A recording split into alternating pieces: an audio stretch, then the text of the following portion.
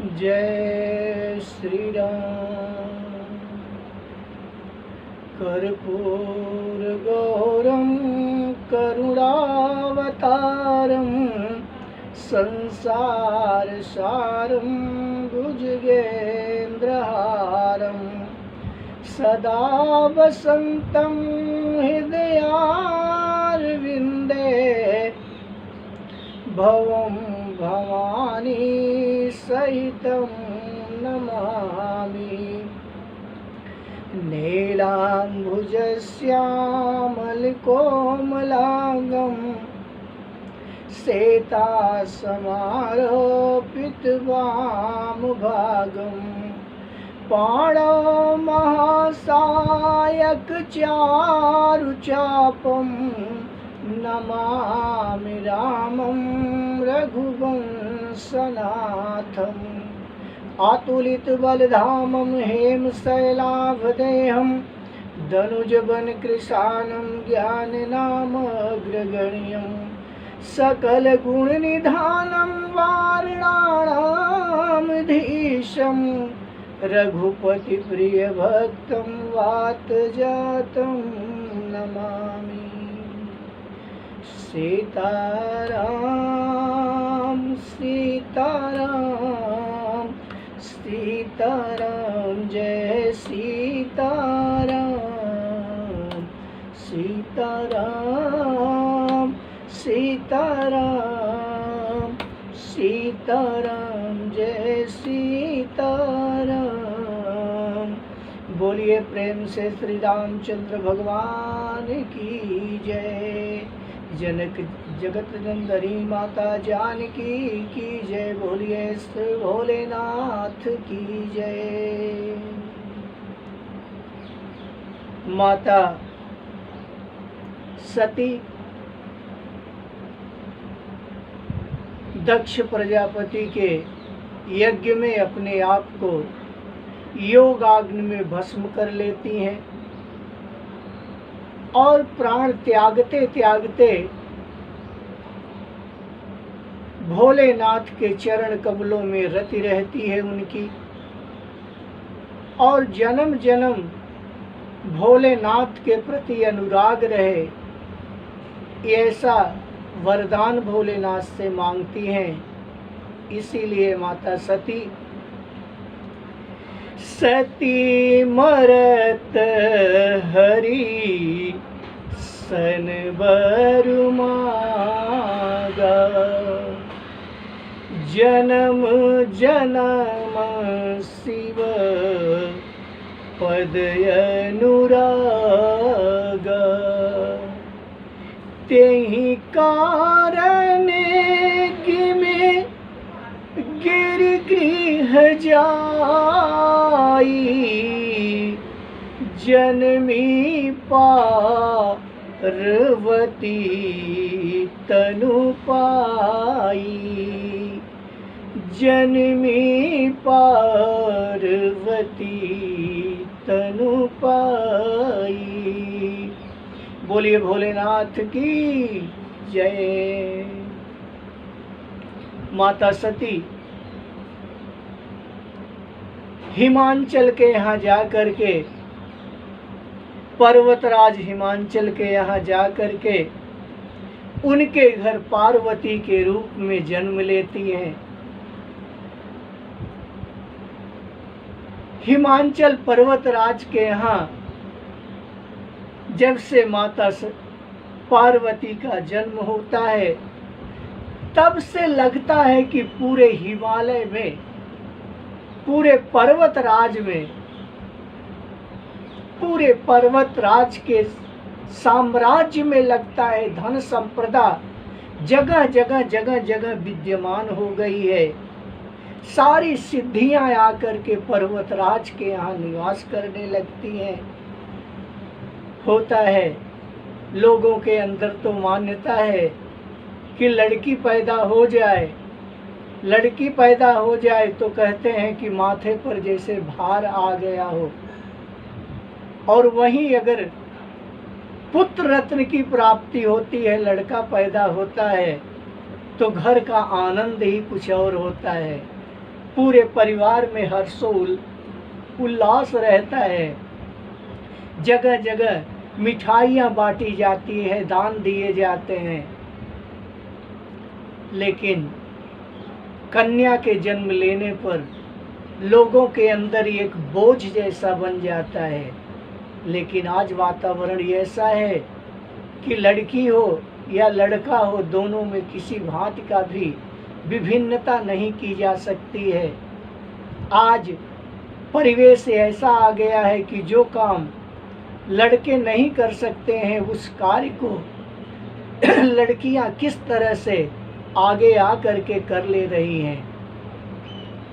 आज और बालक और बालिका में कोई भेद नहीं है।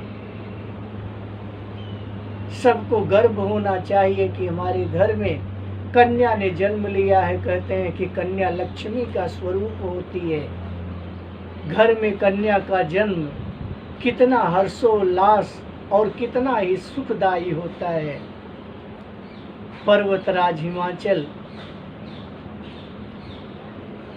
पर्वतराज को इतनी खुशी, इतनी अपार खुशी होती है, कन्या को देख करके हर्षोल्लासित हो जाते हैं। वातावरण में इतना परिवर्तन हो जाता है कि सब नदियों में सुंदर सुशील जल बहने लगते हैं। पर्वतराज के साम्राज्य में जगह जगह निधियां इस तरह से विद्यमान हो जाती हैं कि जैसे पर्वतराज पर कृपा कर दी हो। धीरे धीरे समय बीतने लगता है। पर्वतराज अपने साम्राज्य में, अपने घर में नित्य नए नए मंगलोत्सव का आयोजन करते हैं। पर्वतराज पार्वती के आ जाने से इस तरह से शोभायमान हो रहे हैं जैसे राम भक्त को पा करके कोई भक्त शोभायमान हो जाता है, जैसे परम पिता परमात्मा की उसके ऊपर कृपा हो गई हो। ऐसा आनंद पर्वतराज अपने अंतरात्मा में स्वीकार करते हैं। बोलिए माता पार्वती की जय। शैलराज बड़े आदर कीन्हा, पद पखारी बरयासन दीन्हा। शैलराज के यहाँ, पर्वतराज के यहाँ कन्या का जन्म हुआ, और वो भी सामान्य कन्या नहीं, तीनों लोक में इसकी चर्चा होने लगी। ये समाचार नारद के जब कान में पड़ी तो नारद माता पार्वती का दर्शन करने के लिए पर्वतराज शैलराज के नगर में प्रवेश करते हैं। पर्वतराज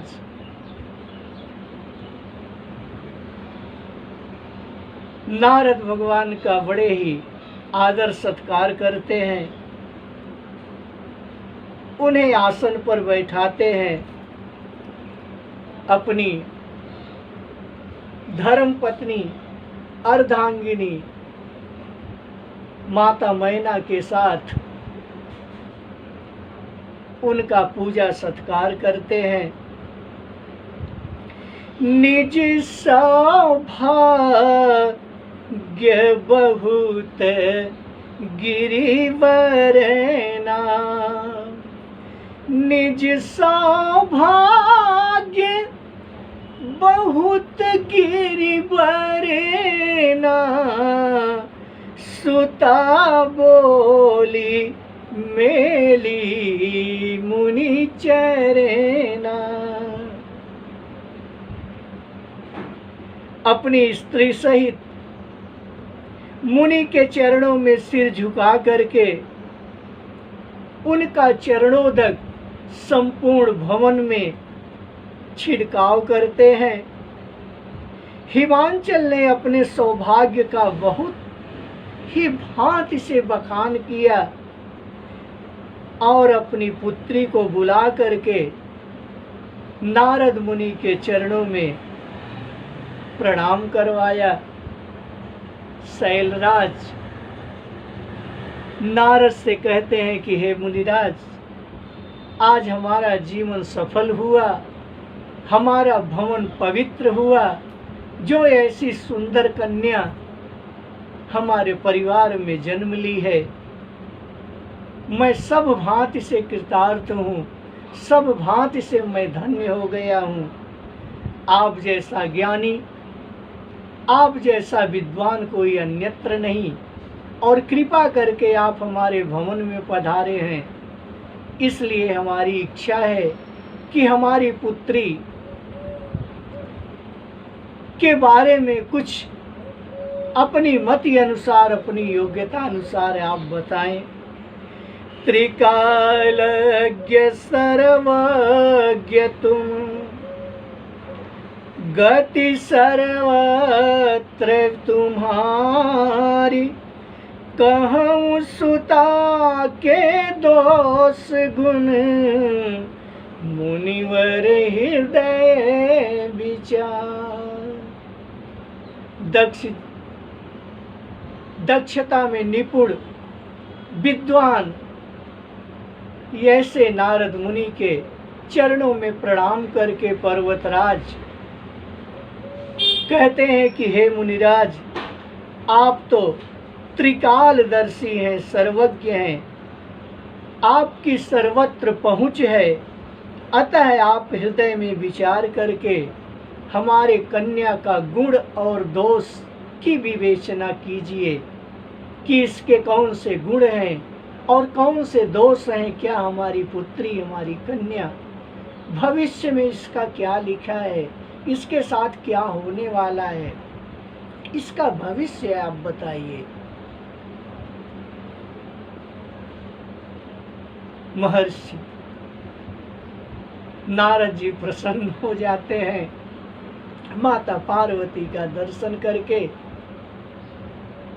बोलिए प्रेम से माता पार्वती की जय।